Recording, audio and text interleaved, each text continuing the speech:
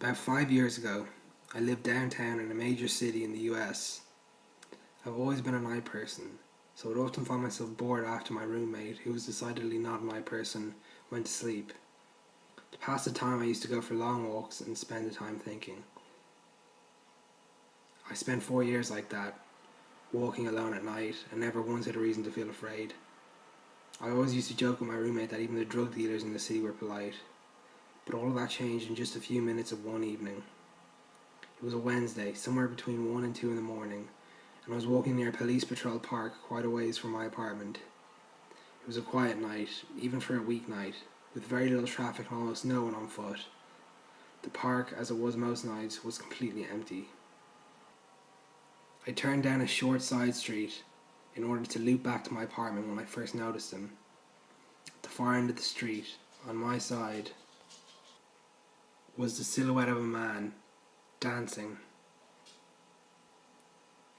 It was a strange dance, similar to a waltz, but he finished each box with an odd forward stride.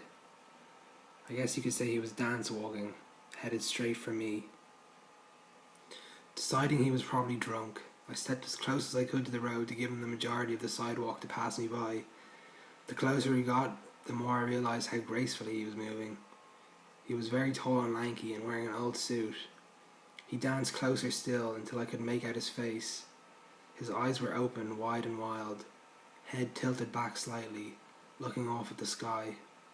His mouth was formed in a painfully wide cartoon of a smile. Between the eyes and the smile, I decided to cross the street before he danced any closer. I took my eyes off him to cross the empty street. As I reached the other side, I glanced back and then stopped dead in my tracks.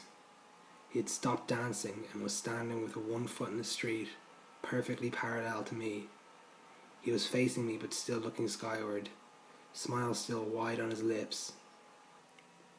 I was completely and utterly unnerved by this. I started walking again, but kept my eyes on the man. He didn't move.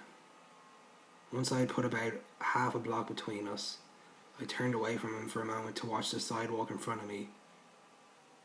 The street and sidewalk ahead of me were completely empty. Still unnerved, I looked back to where he had been standing to find him gone. For the briefest of moments I felt relieved, until I noticed him. He had crossed the street and was now slightly crouched down. I couldn't tell for sure due to the distance and the shadows, but I was certain he was facing me. I had looked away from him for no more than 10 seconds, so it was clear that he had moved fast.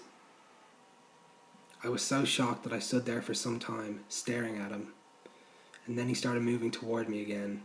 He took giant, exaggerated tiptoed steps, as if he were a cartoon character sneaking up on someone, except he was moving very, very quickly. I'd like to say at this point I ran away or pulled out my pepper spray or my cell phone or anything at all. But I didn't. I just stood there, completely frozen as the smiling man crept toward me. And then he stopped again, about a car length away from me, still smiling a smile, still looking to the sky. When I finally found my voice, I blurted out the first thing that came to mind. What I meant to ask was, "What do you want?" in an angry, commanding tone. What came out was a whimper. What? Regardless of whether or not humans can smell fear, they can certainly hear it.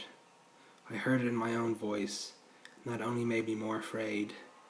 But he didn't react to it at all. He just stood there smiling. And then, after what felt like forever, he turned around, very slowly, and started dance walking away. Just like that. Not wanting to turn my back to him again, I just watched him go, until he was far enough away to almost be out of sight. And then I realised something. He wasn't moving anymore, nor was he dancing. I watched in horror as the distant shape of him grew larger and larger. He was coming back my way, and this time he was running. I ran too.